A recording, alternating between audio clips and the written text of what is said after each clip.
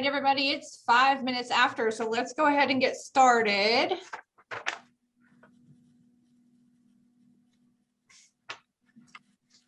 We're going to do the Pledge of Allegiance here as soon as we can see the flag. Feel free to follow along, or you can mute your microphone, whatever you prefer.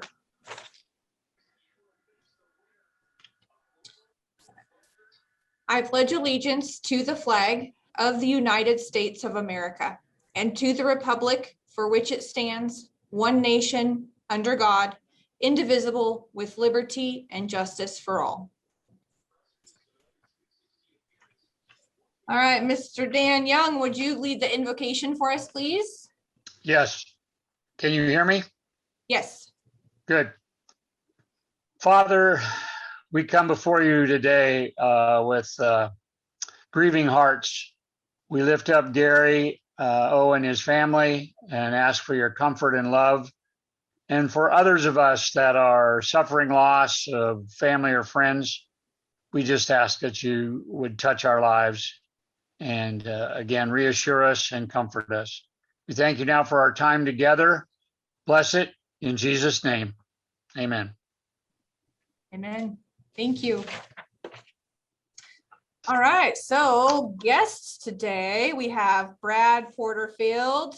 Hello, and Oscar Gonzalez. Welcome.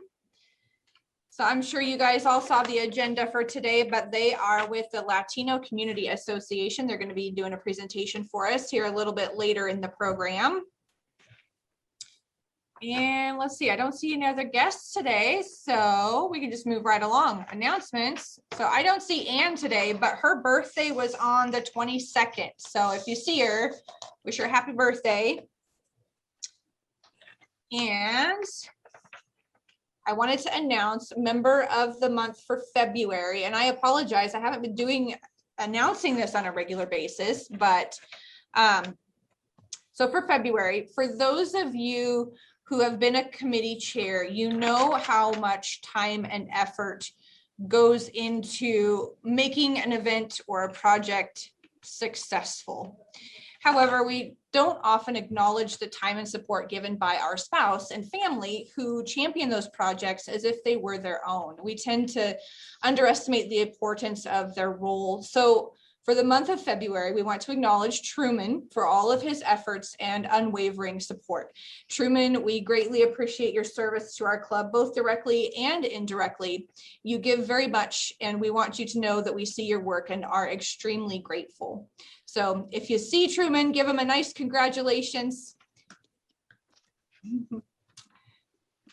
All right, and let's see, who else has an announcement for us?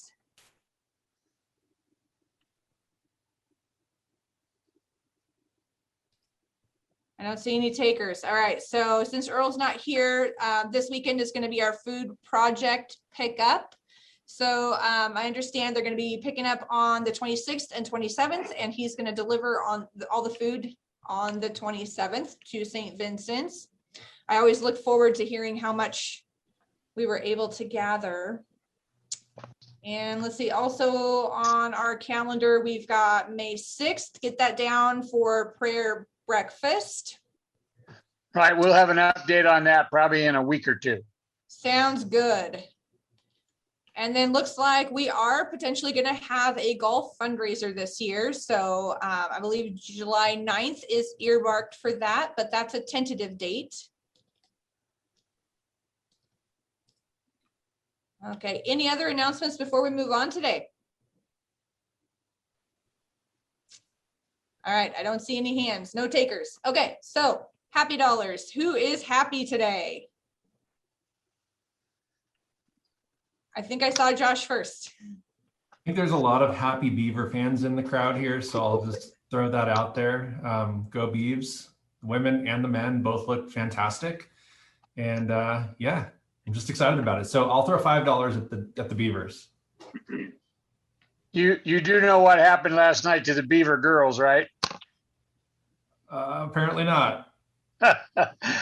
Well, South Carolina is one of the 2 or 3 best women's teams, and they kind of took Oregon State to the woodshed, but it was still a great run for them. And the men are still going. They're in this weekend in the Sweet 16. Yeah, I didn't realize the women. Okay, well, up until last night, the Beaver women had looked really, really good, right? They did.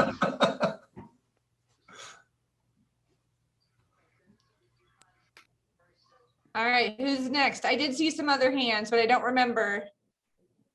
Dan, go for it. I got $5 happy. Tara got home last night from 3 weeks in Arizona where she was visiting with her mom, and it's very nice to have Tara back home.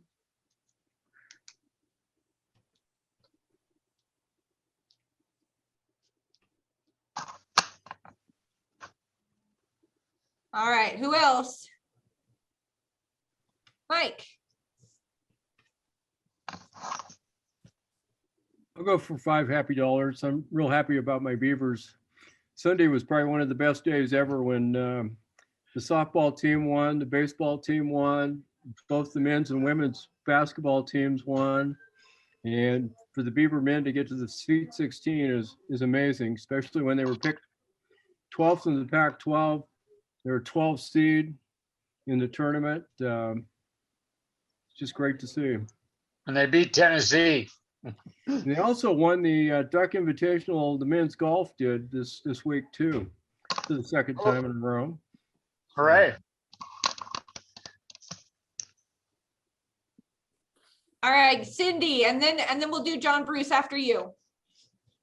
Okay, I have $5 happy just because I'm finally back attending meetings again. It took me a while.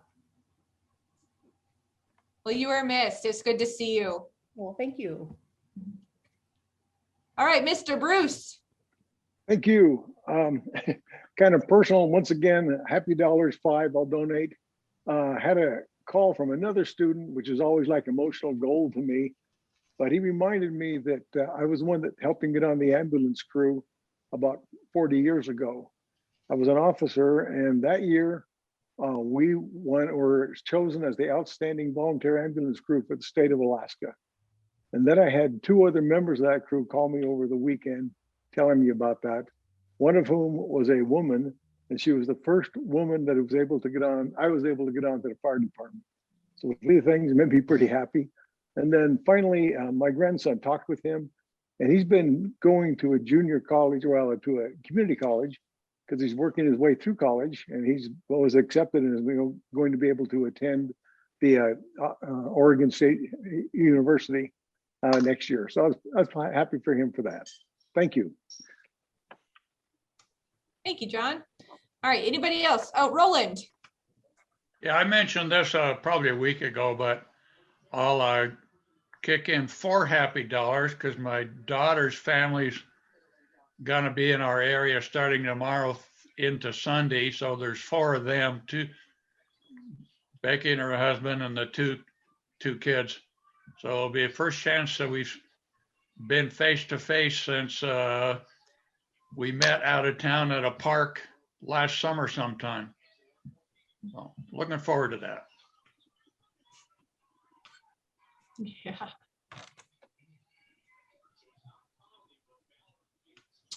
All right, who else? John Duff. Well, I want to throw in good week for the Ducks too. Men's and women's basketball, men's baseball won their opening Pac-12 series against Arizona. Women's softball went undefeated, but also just the Pac-12 men's and women's basketball in general. It has been refreshing to see some attention paid to this conference in the NCAA tournament. People are talking about it, and it's been missed. Not by us, but by everybody outside our conference. The other thing I wanted to throw in,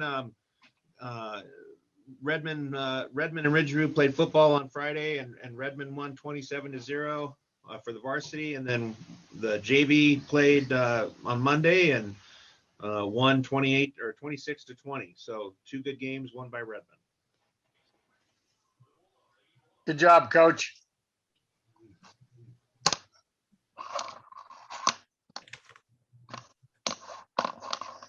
All right, so last call for happy dollars before we move on. All right, I don't see any other hands. So Now you get the joke of the day. All right, you ready? What did the green grape say to the purple grape? Something about envy. Close. What did the green grape say to the purple grape? You ready for this? Breathe, man, breathe.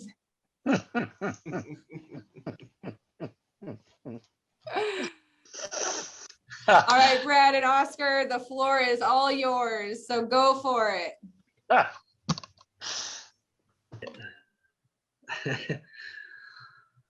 Well, thanks everybody. Thanks for the invitation to be with you here today.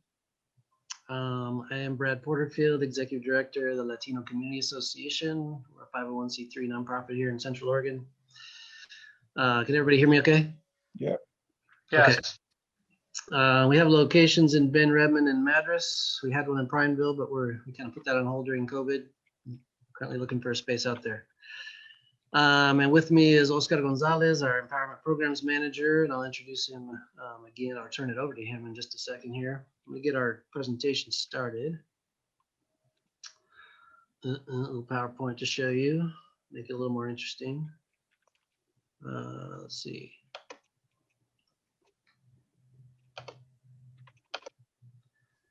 You see my screen? Yep. All right. There we go. All right. You'll see down at the bottom, we throw in a bunch of logos down there for good reason. Just kind of affiliations with Welcoming America, United Way, One Oregon, Sheets County Service Partner, Bend, Oregon, Bend 2030, lead partner and Cultural Trust member, Oregon Cultural Trust, among other things. And we'll turn it over to Oscar, and then I'll jump back in here in a bit. So again, Oscar Gonzalez, our Empowerment Programs Manager. Hi, everybody. Very happy to be here in your presence and to have an opportunity to give you all more information about what we're all about and what we're committed to. And it starts with our mission. And we have it in English and Spanish, but in English, empower our Latino families to thrive by creating opportunities for advancement and building bridges that unite and strengthen our communities. This is what we dedicate ourselves to each and every day.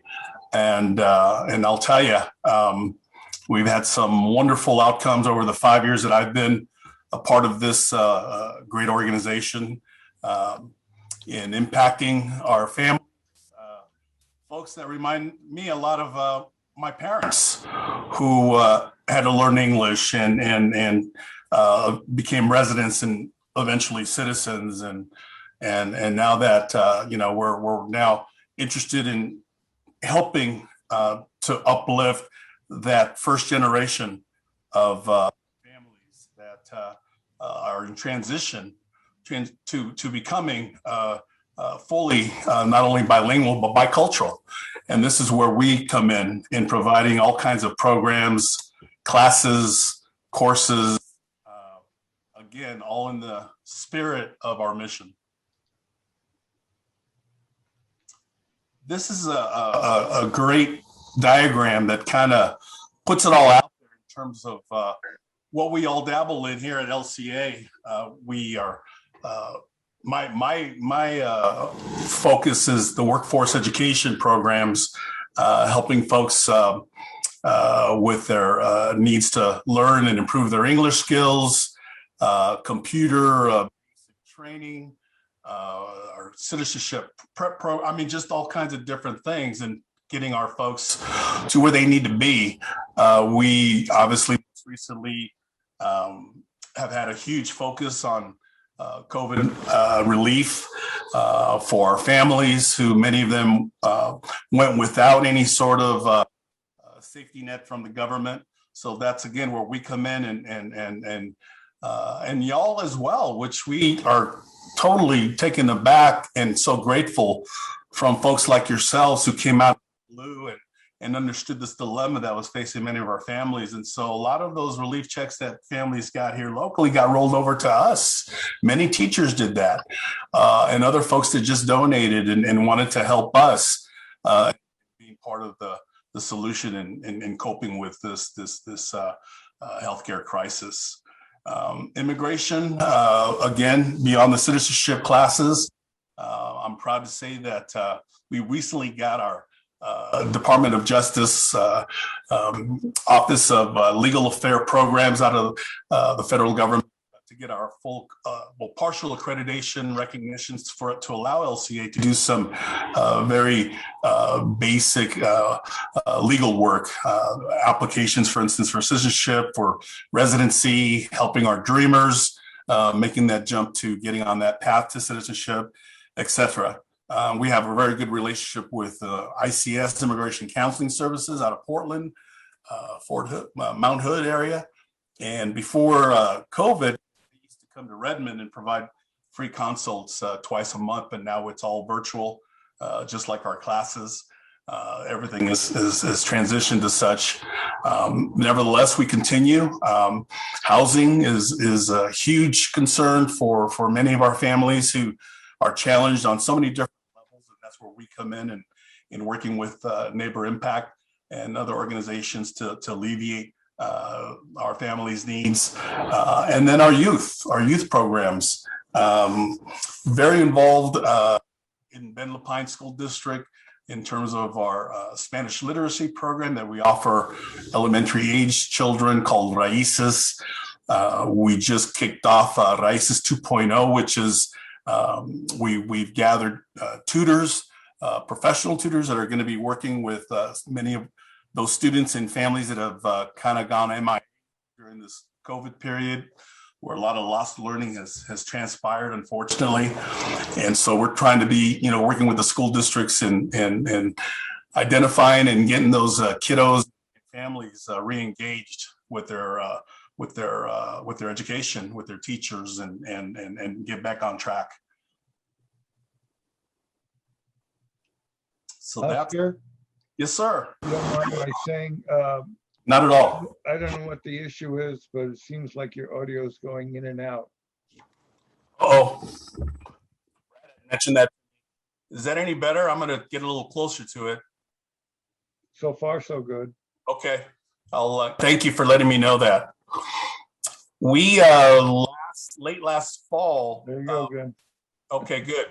We are LCA published a study of the state of Latinos in Central Oregon over the past 30 years approximately. And we wanted to just share some of the key findings with you. And if any of y'all are more interested in getting the full report, please let myself or Brad know. We'll be happy to forward that to you, or I believe that's also found on our website. But number one, Latinos in Central Oregon, not so much are they migrating, but they're U.S. born. And which is interesting because I've got folks that come up to me and ask me, well, where are the, Latinos coming in from to come to Central Oregon? Are they coming from Honduras, El Salvador, or still Mexico? And I'm quick to remind them, actually, they're coming in from LA and the Bay Area and Houston, and they're wanting to get out of the hood and find a tranquil, beautiful, safer place to raise their children. So many Latinos that are already in the Southwest moving up to Central Oregon. But the ones that are here tend to be a lot younger than the majority population. Our average age is, I believe, about 26 or 27, whereas for Anglo-Saxons, it's approximately 44. And what's happening is a lot of Anglo-Saxon folks are retiring, and so and those folks and others tended to have less children, whereas we tend to be younger and have more children.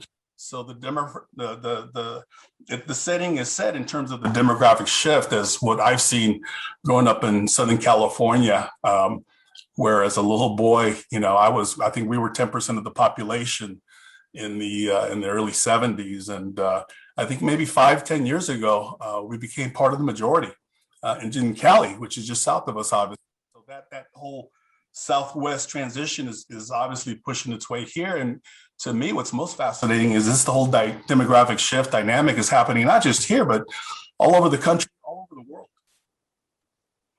Latinos here, unfortunately, we work much more, essential frontline workers in particular. But when we're looking at average wages, there's a per capita difference, which is significant, maybe about $17,000 off the top of my head. But it's a lot less than Anglo-Saxon families and their median incomes. Another finding is that educational outcomes, when we compared the different school districts, we're faring our Latino students much better in graduation rates, et cetera. Not so much Ben Lapine. We were a little disappointed in that they haven't made as much strides in terms of academic achievement for our Latino youth, in spite of all the work that they've done, diversity, equity, inclusion, which we highly applaud and are they're to be commended and are the model in the region for that. But still, there's much work that needs to be done. Many Latinos have no health insurance because of the costs, because of access, because of their fear, for whatever reason. And right now, in particular, with COVID and the vaccination and those issues. And the last point I want to share with you today is the housing costs are way too disproportionately high because of the fact that the income is generally lower. So a bigger part of those paychecks goes strictly for housing. And unfortunately, because of what's expected for home ownership, beyond a huge down payment, it really precludes a lot of our working families from attaining that home ownership that, is obviously part of the American dream. We put up some stats there, kind of highlighting some of the findings that we came out with and kind of underscores some of the points that I made. Look at that US born Latino, 75% here versus folks that are coming in from south of the border. Forgive the little blurb there, what happened in the middle there, but basically that, we have a larger participation rate in the workforce. And again, a lot of that has to do with age and it's just growing. Our strengths in Central Oregon, what we're finding,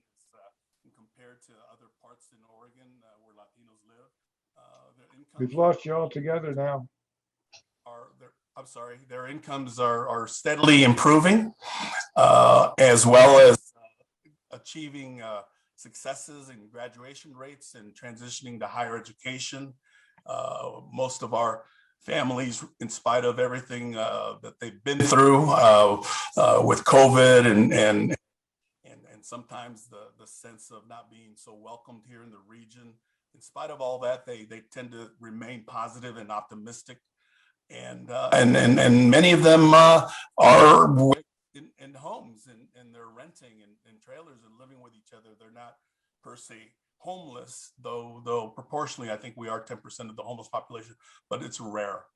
And some of the challenges that continue for our families here in Central Oregon are low-paying wages, again, educational equity, and access to job opportunities and training opportunities across the board in a fair and equitable fashion. The lack and the stress that goes with the lack of health insurance that obviously has a mental health impact. And I mentioned earlier about the rising costs to live in Central Oregon. But if you're poor and you're making, maybe $30,000 a year, it's even that much more difficult and challenging, obviously. And there's a beautiful picture there on the bottom of when we had our last Latino Fest live in Madras in Jefferson County. And people came out in the thousands. It was a beautiful thing. Thank you for your attention, and feel free to, if y'all have any questions at the end or any comments, feel free to make that note or put it in the chat and we could have a short discussion. Thank you again. And this is Brad. I'm just going to spend a couple minutes letting you know what we've been doing during COVID. And this is just kind of high level. We've been doing a lot of different things, but we started our own fund back almost a year ago in April. The COVID-19 Immigrant Family Relief Fund, a local fund. We've been able to raise about $250,000, and we've given away 228 of that already to about 218 people. And then we joined a statewide coalition of immigrant serving organizations called the Oregon Worker Relief Fund to create the Oregon Worker Relief Fund. And this is the Spanish version of that name and logo, Alivio Laboral. And we've been able to distribute through that by helping people with the application process via phone and doing the outreach to get them to get in line essentially for those phone navigations. We've been able to help distribute $1.8 million to about a little over 1,000 people here in Central Oregon. And then there's also a quarantine fund specifically created for farm workers under this same coalition umbrella. And we've been able to distribute almost 150,000 to 112 farm workers. So a lot of, we've been busy, no doubt about that. There's been a lot of need. Many of you may or may not know that any immigrant worker here who doesn't have authorization to work is, let me step back before I go there, is cannot access unemployment benefits and cannot, and also was not given the economic stimulus from the CARES Act. And actually in the first round in the CARES Act, there was a pretty significant injustice built into that. Whereas so it was all based on tax returns and going through the IRS, correct? So if any head of household did not have a Social Security number, in other words, they had an individual tax ID number, but not an actual Social Security number, nobody in that household got a stimulus check, including U.S. citizen members of that household, children, and so forth. In this second stimulus in January, that was fixed, at least so that the U.S. citizen members of the family did receive the stimulus. And in this most recent, that has also been fixed so that every member of the household with a Social Security number is receiving stimulus. And with that, was there something in the chat? I'm sorry, I didn't see. Are we out of time or let's see, chat. Professional portrait photographer. Okay, I'm going to read that in just a sec here. Thank you. So, we've given you kind of an overview of what we do and then what we've been doing during COVID. We've also been doing some food box distributions in partnership with the Council on Aging. We're about to do a blood drive together with a couple different blood drive events together with Red Cross. With Mosaic Medical, we've coordinated COVID testing and now COVID vaccine clinics. So I've been busy, to say the least.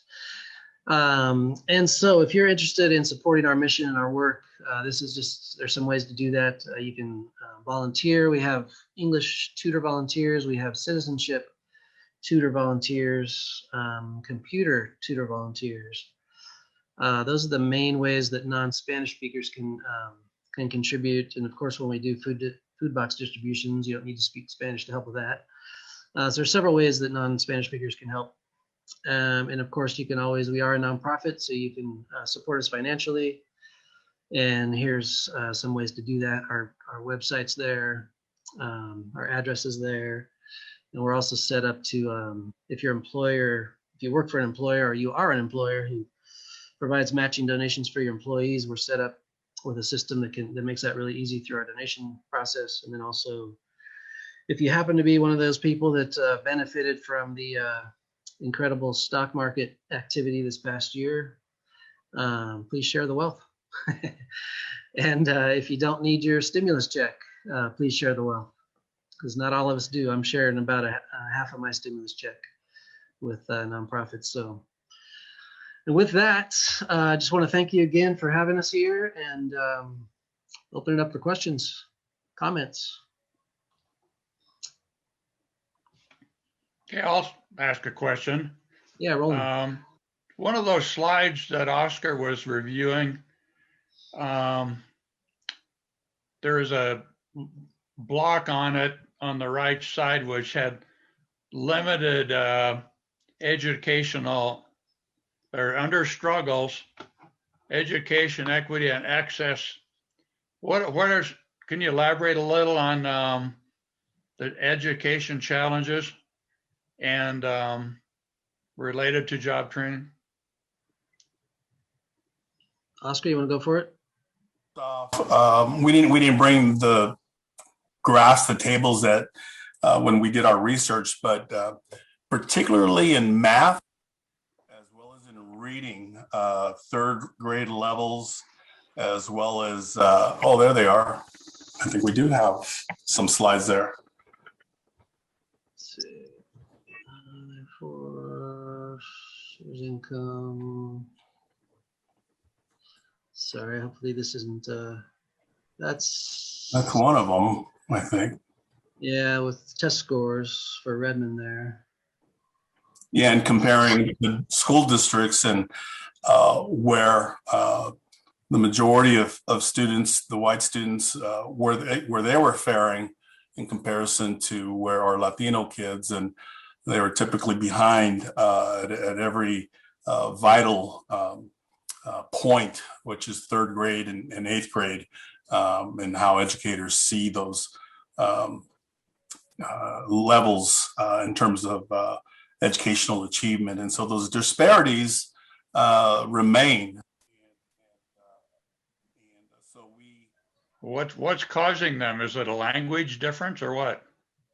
Well, obviously that's a challenge, but I always remind our youth that, you know, our background is, you know, part of the Aztec civilization. Our foundation was math, you know, with the building of the pyramids and aqueducts and so forth. And so that and language doesn't always, you know, come into play as much. But if you look at the math levels, they're just horrible.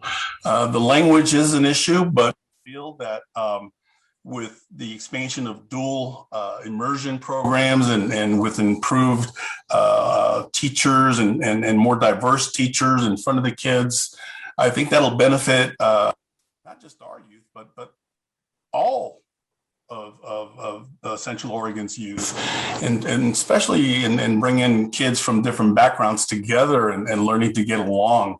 But beyond that, we also want them to academically achieve and move forward. And unfortunately, historically, you know, there's been low expectations on us, on brown kids. You know, we're given a hammer and a broom, and we're placed into, you know, typically at the high school level, especially, you know, more so vocational classes and instead of the advanced placement, international baccalaureate honors classes and pushing our kids into four-year institutions. And so that's been my life's work for the last 30 years, is getting more of our youth into four-year schools, and that's my mission here in Central Oregon, because I've seen the difference in getting more diversity in front of our kids as the population, as we mentioned, the demographics change, and we got to get ahead of the curve. I'm always trying to catch up to it. I know school districts in the Willamette Valley have been working on these disparities for 30 years now. And I'm glad to say that now in Central Oregon, we got the ball rolling and bringing school curriculum more up to speed and being more relevant to all, not just some, and getting that hook of education, especially higher education, to our kids as early as possible. And I feel that teachers need to also become culturally competent, so that they are equitable in how they teach to all kids and not just certain kids, and have high expectations across the board for all, regardless of background or language or ethnicity or what have you. But and I truly believe that via public school education, you know, we all have a chance to again realize that American dream that I believe is still out there for many of us. through education, through small business opportunities and so forth. But to me, again, as a former educator myself, I feel very strongly because, again, I've seen the difference that what has transpired in the Southwest over the last 30, 40 years with many youth becoming the teachers, becoming the bankers, becoming the engineers, becoming the police officers and health workers. And again, that's changing, and that's changing here as well. Yeah, Oscar, real quick, if I could just chime in briefly. So one other thing, and I hate to generalize always, but when it comes to education, one thing that we can somewhat generalize on, at least with kids that are in households where the parents are immigrants, and a large percentage of those parents did not finish their lower education, so they weren't able to complete sometimes elementary school, but even if they did complete elementary school, they many times weren't able to complete high school, and so just didn't have the full educational experience to be able to support their kids. I mean, they're supporting their kids, in emotional ways and in other ways, but as far as like helping them academically, sometimes there's a challenge there. So that's just one other aspect to that. But the school environment is also a big one, which Oscar really focused on, the school environment being supportive and relevant. And then the job training, a lot of our workforce that does not have workforce authorization, don't have work permits, they cannot access pretty much all the job training because almost all of our job training is federally funded. So they're excluded from those, from the trades, getting training, especially in the trades. Like they can access English classes in the community college, some of those adult education opportunities, but not the actual training to participate in the trades or a specific industry. So hopefully we answered your question there, Roland. You see this, just I'll quit talking here, but one quick question. As time goes on, as say we go through another generation, as the younger people are getting that education, do you see a change over the next 10 years or more? Most definitely. Most definitely. Just sheer demographics, I believe, out of all third graders in Oregon, 1 out of every 4 is a student of color. In about 10 to 20 years, they say that figure is going to double. So it'll be half of all third graders. And in some of the elementary schools in Ben Lapine in particular, they're pushing at the elementary school level levels of 30% Latino children in those schools. So it's undoubtedly it's going to happen. So we need to, again, do our best to meet, the growing needs of our economy, of the educational, intellectual needs of our youth, because that's our future. And I think we all, as the greater community, benefit holistically by everyone becoming self-actualized, as I would say, and becoming everything that they could potentially become. Because there's nothing more terrible, I think, than a wasted talent or not taking advantage of opportunities that come your way for whatever different, and other reasons that bring our kids sideways. And COVID obviously is one that we're continuously dealing with. A lot of our kids, especially the older ones, have opted to, cut their ties with their high school and have just looked for a job and gotten any kind of position, any kind of job to help out the family who is also taking a hit economically. So it's issues that are current as well as historical issues that obviously has kept certain segments of our communities down. And that's unfortunate, but we're hoping with everything that is happening nationally in terms of changes and pushing for more diversity and equity and inclusion amongst all of us. I think that's why I think for myself, I remain very optimistic, very hopeful. Oscar, Brad, does Central Oregon offer any bilingual teaching options to grade school or high school students as of now? Very limited. They started some dual immersion programs in Ben Lapine some years ago. Redmond has followed suit, and now they're in Ben Lapine expanding those dual immersion programs into the middle schools. And the idea is that for those kids to transition from dual language to more English towards the end of their K through 12 experience. And we're hopeful that will be expanded into the high schools. What I push to school superintendents is, Spanish is great, but we should be able to offer in all the different schools, maybe a different language focus, maybe in French in one school, maybe Russian in another, maybe Mandarin in another. And a model for that is Eugene Forge School District, where I had worked at for a while. And they have, dual immersion programs, but not just in all of their elementary schools, it seems like, and parents have that option, of making a choice for themselves as to, what kind of education they'd like their kindergartner to be immersed in. So I think that's, it's a multicultural world now, and the more we're able to better prepare not only ourselves but more so our the next generation, that to build these bridges amongst us. And get away from this idea of building walls and keeping us separate from each other. Thank you. Any other questions or comments? Yes, I have a comment. I'm John Bruce. I'm a retired high school science teacher out of Alaska, but my first 3 years of teaching were in Southern Colorado. And I'd like to point out the importance of expectation of the Latino community. At those days, they were stratified. 9-1 would be the most talented, quote unquote, down to 9-7. As a new teacher, I got the 9-6, 9-7 groups. And the first thing I had to explain to them, look, you're just as talented as anyone else. And I remember at the end of the year, one of them stood up and said, Mr. Bruce, we like you because you're more like one of us. And I kind of took that as a compliment. And later, I went back to that same community for just a few months. I did some substitute teaching. By that time, they were in high school.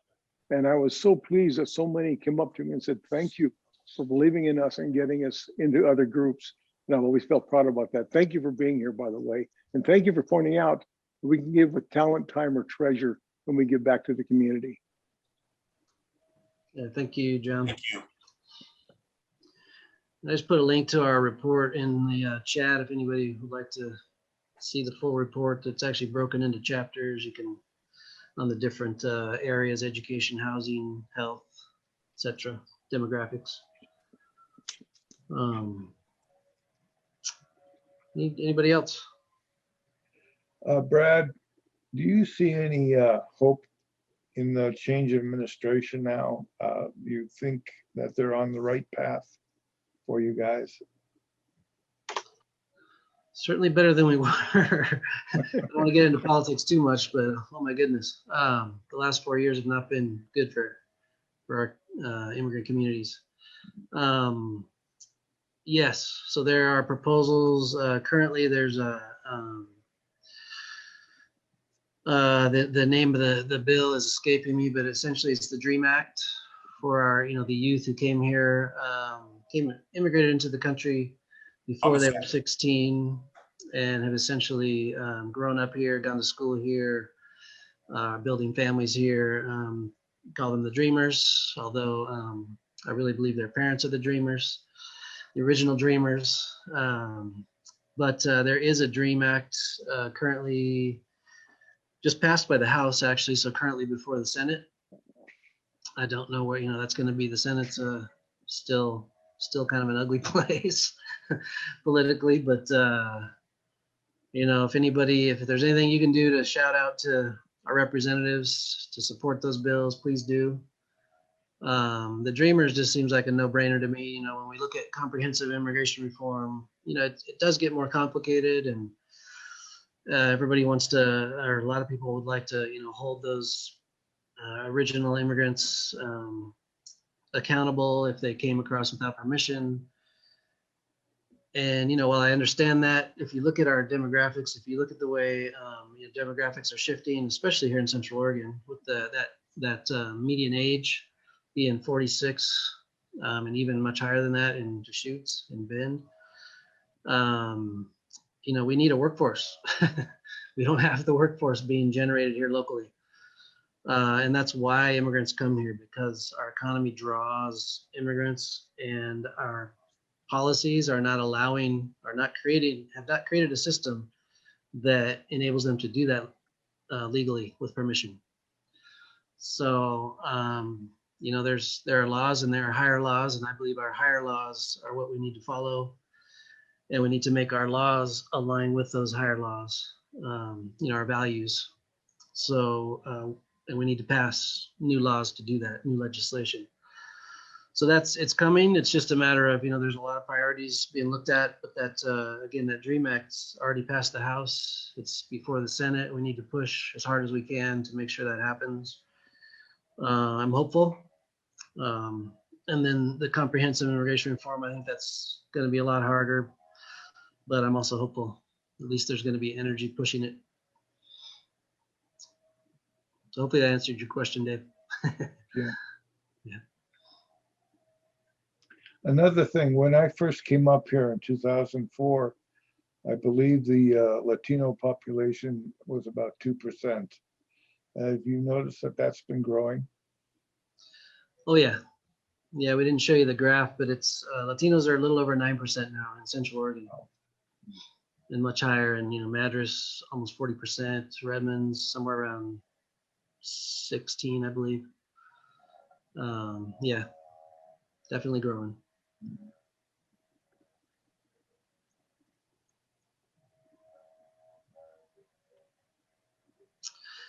Anything else? Comments, questions? Don't see any hands. Well, thank you so much, Oscar and Brad. We appreciate your time and coming and talking to us today, and we appreciate you guys and all that you do for the support of our community and those in it. So, all right, everybody. Thank you. Your thought for the day today comes from Mr. John Duff. And I've heard this one before. I'm not sure where. I'm thinking maybe Rotary, but it's still a good one. The thought is, before you speak, think. And think is an acronym. T for is it true? H for is it helpful? I for is it inspiring? N is it necessary? And K is it kind? All right. Thank you, everybody. We'll see you again next week. Have a great week. Take care.